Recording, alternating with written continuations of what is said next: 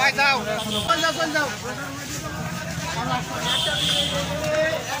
আমাদের ডাল দিয়ে মারছিল, আবার ফের মেরেছে, তারাই ডাল দিয়ে মারছিল, মারছে পরে যখন হাত পেরিয়ে গেছে তখন ইট তো এলো কেড়ে মারছে। বিষয়টা কি নিয়ে? জমি জায়গা নিয়ে? জমি 1 বিঘা জমি এরা জবরদখল করে খায়, এরা মাঠের জমি এরা কি নিজের, ওরা কি আত্মীয় না? হ্যাঁ, ওরা আমার মামাতো ভাই, আর মামাতো ভাই বোনের ছেলে। আহত হলো, ওনার নাম কি? আমাদের আহত হয়েছে একজন অটোওয়ালাকে মেরেছে, অটোওয়ালা ঠাকা দিকে মার দিয়েছে।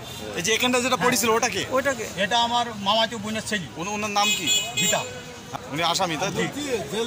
যে লোক হচ্ছে মায়ের ইটে মাথা ফেটে গেছে, ওই লোকের যদি মাথা না ফাটতো ওই লোকই মার্ডার করে ফেলতো।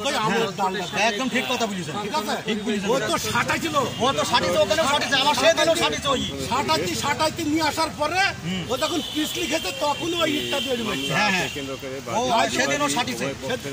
তাহলে উনি আসামি পক্ষের লোক, এই তো? আসামি পক্ষের লোক। বাসার তাকে তো ইট দিয়ে মারছে। হ্যাঁ, ও যখন জায়গা ভেটে লেগে গেছে তখন শুই পড়িছে।